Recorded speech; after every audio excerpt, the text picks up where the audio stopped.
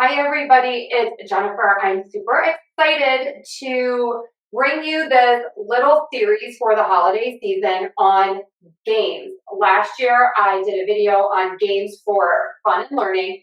I also posted it as a podcast, and it is my most downloaded episode from last year. You all loved it.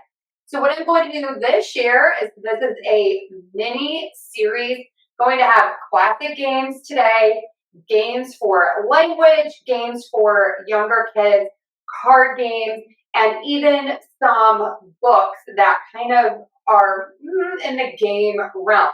So if you're listening to this as a podcast and you want to actually see the games, you can head over to YouTube and watch the videos there. So let's jump right in with today and talking about classic games for you and your family. Let's start with one of our favorites, the game of life. So this is so much fun. We play this a lot, especially in winter when there isn't as much to do outside. And this is what you get. I do appreciate that it comes with the rules right here because it does get a little confusing. And I have to say, every year I have to refer to this because I forget from year to year. So you can have a number of players and everyone gets a little car. And then the little pegs are people that you can put in for if you get married, if you have kids, all of these things. And you have a game board. Let me get this out to show you.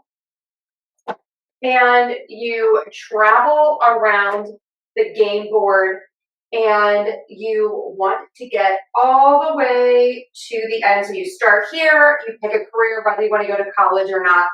And then you move all the way around and you retire. It's so much fun. We have a great time. It brings up great conversation. And it's just a lot of fun. So if you were thinking about maybe trying this game, we give it 2 thumbs up and just think it is a lot of fun. I also love that it involves money. So you can talk about money and saving and investing.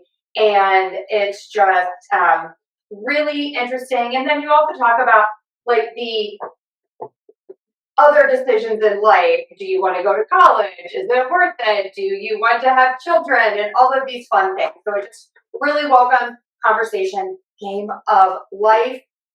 It's a fun one. This is so old. This is called Racco. This is my original Racco game. As you can see, it's old. This was actually my mom's and I inherited it. And this is so easy, so much fun. So you get 4 of these little racks. And then you have all of these cards that are numbered. You deal the cards to each person, and you must put your cards in order as you receive them. So you're going to put them in order. So your cards will not be in numerical order. The idea of the game is to get your cards in numerical order first by discarding and picking up other cards. So easy to learn, so much fun. Again, my game is old, but the directions are in the top of the box, which I love. So just such a fun game. Again, really great for like learning numbers for kids. And it's just a lot of fun. I have played this a million times. So again, Racco, I give this an enthusiastic 2 thumbs up. Scrabble is a classic. I have several Scrabble games. I like it so much. And Scrabble is a spelling game if you have never played Scrabble. And everyone gets a little tile holder. And then you have all of the letters in a bag. And each letter has a numeric value, like a point. You make on the board. And then you can see you get more points depending on where your word is on the board. All of the words start in the middle, and then you have to build off of that first word. So let's say that I have the word dad to start. Then I need to add to that word, and maybe I would add dog. And then you just keep going and you keep adding and adding words. The longer the words, the more points. And then you have challenging letters like the letter Q that you then probably have to find a U to make a word. So it's a lot of fun. Rules are here. I modify most of my games depending on who's playing. So if you are playing this with kids who are younger, you might want to use people's names or really simple words or play with your letters facing out so everyone can help each other and it's more of a cooperative game instead of a competitive game. But Scrabble is amazing. I love it again so much that I have the travel version. But you just never know. This comes in this really nice bag, and then you have the little tiles, and your letters actually fit in there so that if you're playing in the car, great for road trips, then your letters don't fall off like you hit a bump or something. So Scrabble, travel, and the regular Scrabble. If you're wondering where to buy these, I am going to link these if you're watching this on YouTube. And also in the description, put a link to Amazon for a list of all of the games. So you can go there and find them. If you're listening to this as a podcast, I will put the link to Amazon in the show notes in the description. Moving on, Connect 4. I love this game. I've played this so much. So I have also the travel version because you never know when you're going to need to take the show on the road. Love the travel version. It's so cute. If you've never played this, this is the game board. It stands up like this. I took the legs off so it's easier to put in the box. Okay, so this is how the game is. And then you get these chips that you put into the board. And the idea is that you need to get 4 in a row, and you need to block your opponent and keep your opponent from getting 4 in a row. Once someone gets 4 in a row, they shout Connect 4, and then you just simply move the bottom of the game board over and the pieces fall out. This is just such a great game. It really takes a lot of thought and attention, so it's great for younger kids. I also like all of these games. I know this says ages 6 and up for Connect 4. I played this with much younger kids. Kids are so smart, they can figure it out. You might need to help them a little bit at first, but they'll get the idea, and Connect 4 hours of fun. Yahtzee. Love, love, love Yahtzee. So Yahtzee is kind of like poker, I would say. You get this scorecard.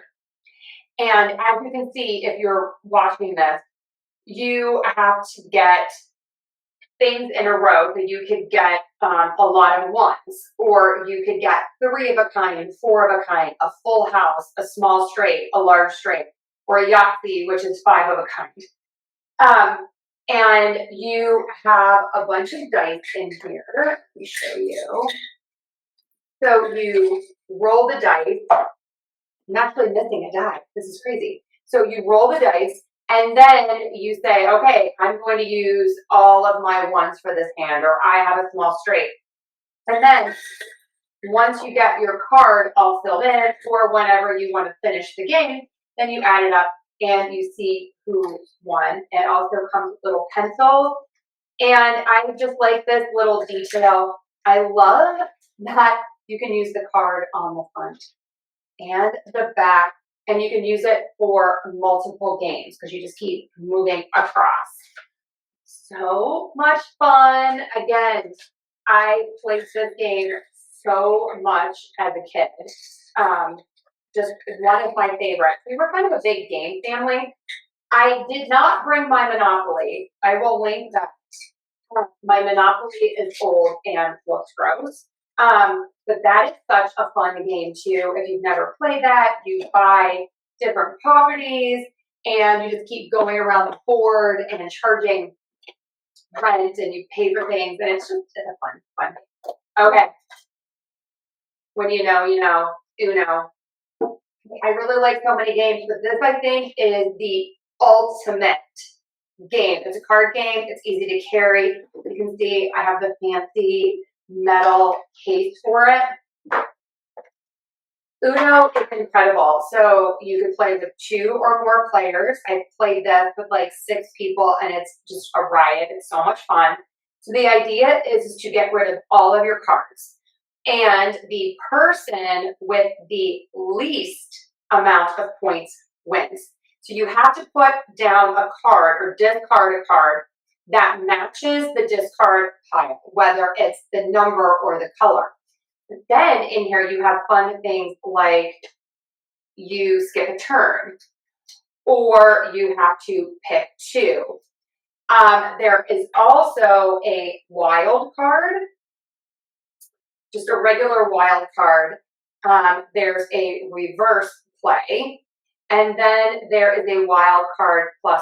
So there is strategy to the game. Again, if you play with younger kids, I don't really follow the rules other than you have to just discard according to what's on the pile.